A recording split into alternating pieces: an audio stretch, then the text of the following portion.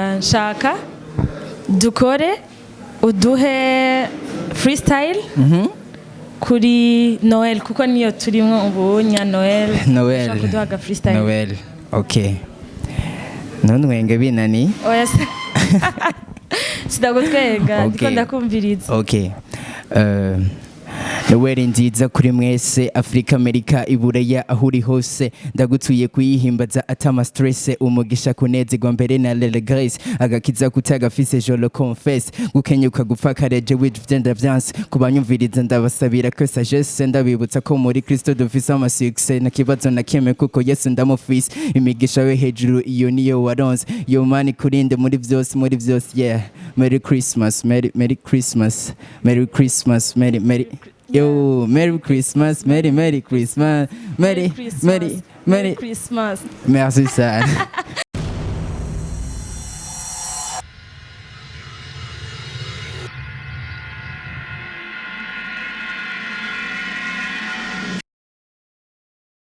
Abakunzi ba Impower TV turabaramukije twifuriza ikaze n'amahoro y'Imana.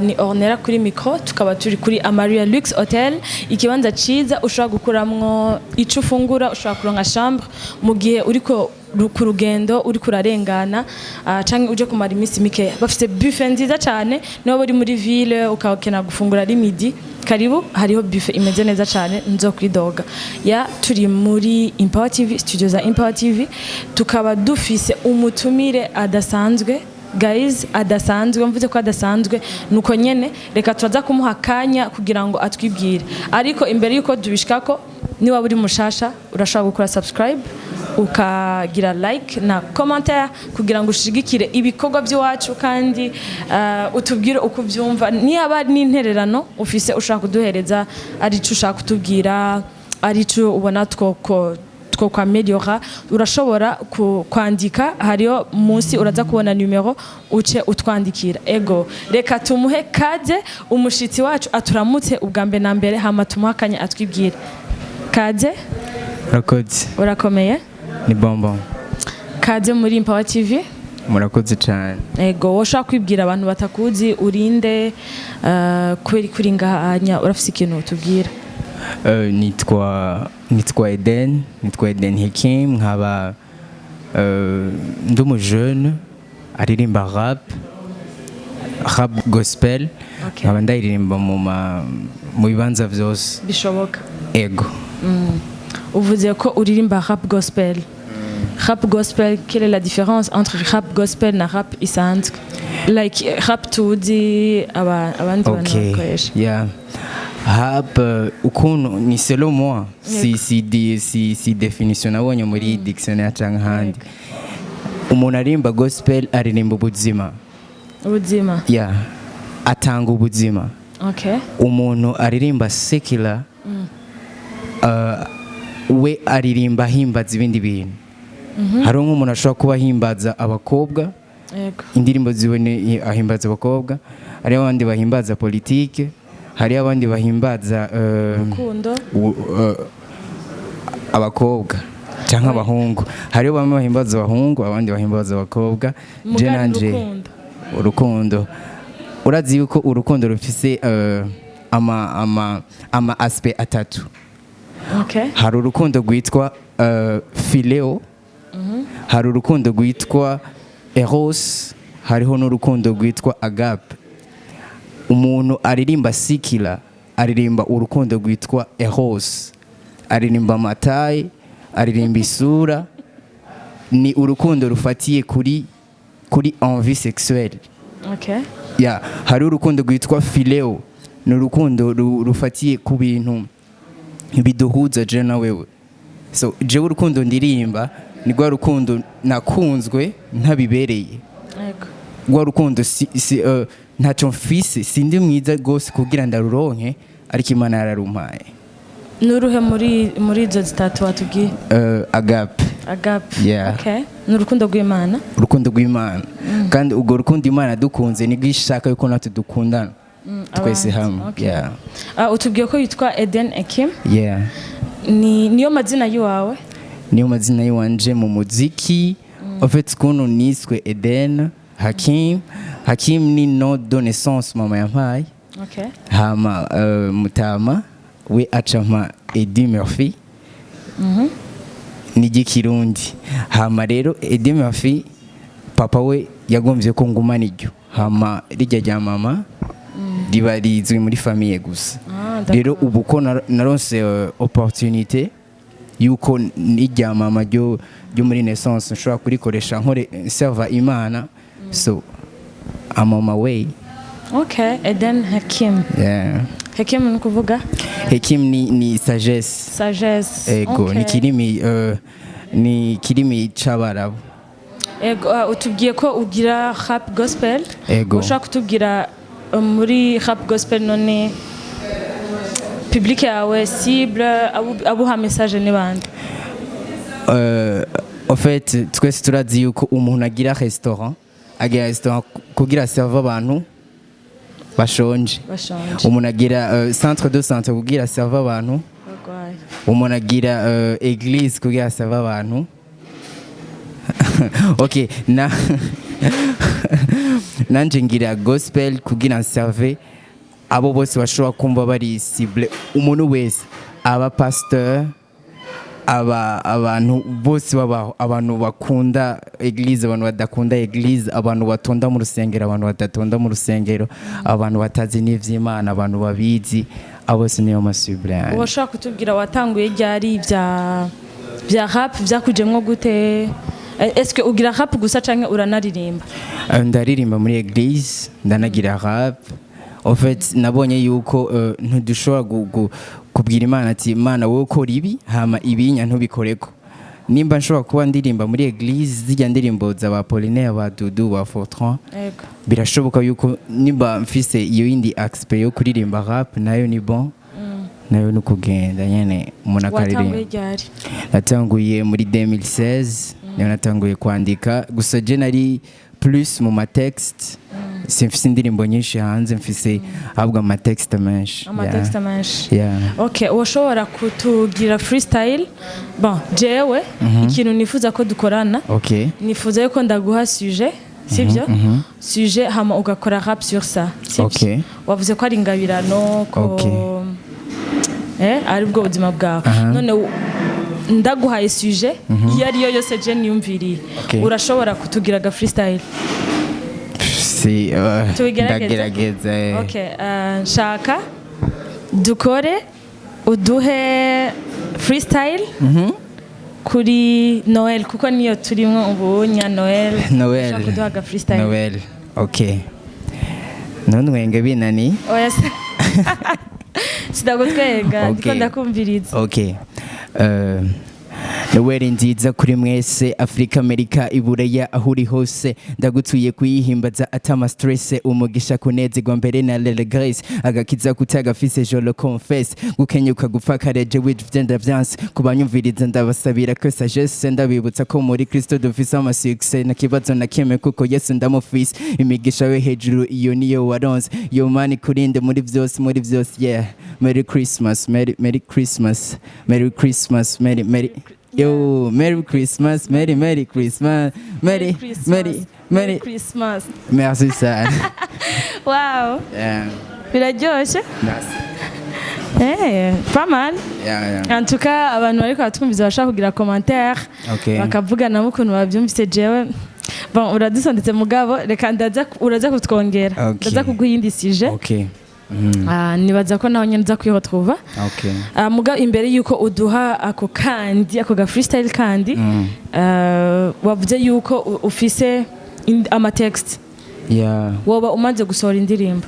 Ego imwe wenyene? Ego. Ni vuba canke?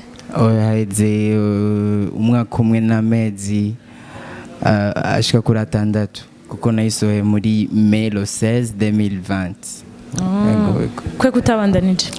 En fait, comme tubizi twese hariho gukora ikintu uri wenyene biragoye kandi urazi yuko gusohora indirimbo ça demande uburyo bwinshi. Rero umva nta buryo mfise bwo kuzisohora. Uronse uburyo ushaka kubandanya? Ego gusa ndagira collab amascene amascene ndagira amascene ndirimba ahantu hose ndagira amascene kuko ubutumwa bwiza ifo yuko bumenyekana ahantu hose ndagira amascene ahantu hose numva yuko bavuga Kristo canke bo kwemera ko tuvuga Kristo turavuga Saint Slam IFB amanuzanye yose kandi nanagira collabo duheruka kugira collabo nsaba n'abantu badukurikira bakurikira indirimbo yitwa Icabona remix ya Eddie Ndeana ni indirimbo nziza kandi iryoshe ihimbaza Imana ndimo yego okay yitwa Icabona remix d'accord uvuze ngo habonetse uburyo washaka kubikora urumva yuko uri prêt kubikora umwanya munini donc igihe kirekire kuko nk'ubunya dufate mu bantu badukurikirana hashaka kuboneka nk'umuntu avuga ati jewe ngo bandagufashe zurambwira ikintu gikenewe kugira ngo iyo ngabire yawe ije imbere est-ce que uri prêt yo kubikora guhera ubunya gushika imisi myinshi ego bafite amatext akwiye ndafise amatext okay urashaka kuduha iyindi freestyle kuri bonane tuko tujana n'ibihe turimo okay ntunwenge naho nyene sinwenga je ahubwo ndagufasha umwaka mushasha ibihe bishasha ndabigutuye uno munsi turakesha ubire nk'umugisha ubundi bubasha ubifashishijwe na nkwe yera we mufasha Kristo azoduhesha kuba mu mugisha ndihazoremesha aturinde pressure tukakamere wesha urakunze kwibesha jewe nduwonesha oya ntakingwisha ivyanse muheze muri uyu bizokunda ni we tubabaye azotumara gahinda na hari vyinshi bikeneye kudufyonda turahagaze tuzotsinda ubwoba bw'iki dufise umuhizi niwe muremyi w'izuba n'ukwezi aseruka rukamvye mitumutabazi dudu yaririmbye umwami mpaka ku mazi wow akoze ego vraiment tuka icyo nkundira rap nuko ushobora kuwumviriza ivyo umuntu ariko aravuga uravyumva ntiwita kuri melody kuko iyo umuntu ariko araririmba tu as tendance yo gushaka kumviriza melody ukuntu ariko aragenda niki mugabo rap vraiment iragusaba kugira concentration kandi ukabana n'uriko araririmba so ego ni bon Jen msari sawa kandi waziko n'abandi baza kumva ko ari sawa hama rero ikindi nashaka kubaza kubera iki wahisemwo kugira rap okay impamvu nahisemo kugira rap ndabwize ukuri n'imbere ya kamera ya Empower au fait jewe kera muri ndavyibuka narakunda kuba cyane mu Kigobe rero naramubona 90 Tif nyene ujya mu tipe rero naramukunda kandi n'ubu ndamukunda kandi cyane rero la personne m'inspire gushika naho kwishura ahantu niga banyita 90 gushika kubera kumukunda kuko indirimbo y'ibisotse nka uno munsi uwo munsi narayiga yose nkayifata mu gitondo kwishura naca ndayiperforming kuri 90 kuko ukuntu texted you kwa hama rero nshanda muri 2014 nshanda kizwa nkijijwe nshanda ndakira Yesu Kristo nk'umwami n'umukiza hama rero nca iyo rêve iragenda complètement niho rero mu 2016 nashoboye gutangura ndandika igituma rero ndirimba rap ni one of the key zishobora kumviriza umuntu w'umupapa umuntu w'umumama umwana mutoyi ndababwiza ukuri influence 90 yarafise kuri jewe nkikiri umwana hame apana gusa jewe Prince Mshindi David Victorious bajya buba bayifise ku bana bangana na jewe n'igihugu c'Imana au fait 90 il influence nivyo shaka rero kujya kuntu il influence partie ya rap yuko haba n'abandi b'influence abana kuko ijambo ry'Imana yatubwira ngo mutozindera umwana akwiye gukuriramo so ndirimba rap kugira ngo tu influence kuko ndazi yuko hari abantu adashobora kumviriza Apollinaire ariko ashobora gushiramo Victoria's theme. Yego. Okay. Wow. Wifuza gushika he? Jewe nifuza gushika aho umuntu yumvirije indirimbo yanje canke indirimbo ya gospel yariyo yose kumva yuko igize ahantu imukuye, igize ahantu imushikanye. Point. Nta kurira stage ivyo hari abantu benshi cyane burira mu stage adasanzwe ariko ugasanga nta kintu atanze. Okay. Uravyumvise, uratambye, vibe et puis c'est tout. Ugacho uregreta. En fait, kaduga stage kuko turazi benshi baduga stage banyo ibintu kugira barinde. Ego. Ndakumva. Mu ngabire yawe eske iri igarukira kuri rap gusa ntushaka kuririmba Jean karirimba melody niki? Ego ndirimba melody ya. Washobora kuduha freestyle? Turabigusavye. Tukanabagukurikiranye. Navyo ni bon. Ego. Karibu. Indirimbo yanje nyene canke? Iyo ushaka yose. Mugabo de préférence yiwawe kugira ngo tubashe kukumenya gose. Okay. Ivy'amajambo adashoboye kuvuga, ivy'ibigumba kumba bidashoboye kumva, nibwo bunini bw'umutima guhimbaza fiseyo. Okay. Oya, suba mpa ibanda antuka ninganuka. Twongi. Abura twongi. Uri kuranwenga ufete? No, ndaryohewe bra mfite giza byahatari. Ahubwo Really? Bazagira commentaire uzovyumva. Subiramwo gatoya hamace durangiza. Really? Ego. Canke uwongereho kandi kuri yo nyine baza kwitana cyo gusa. Ntaco. Ndayikubwirira inyuma ya kamera. Gira inde basi. Indi ndirimbo?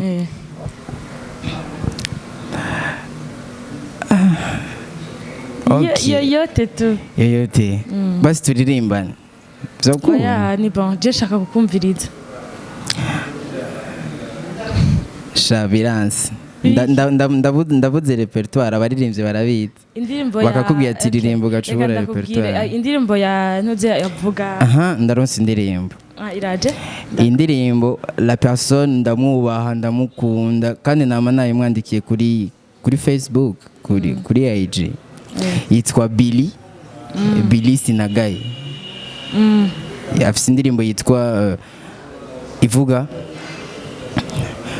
mu mutima wawe mwami aho niho vyakiye ibwina hawe hamishuri y'icuri aho niho vyakiye niho nshaka kuba aho niho vyagiye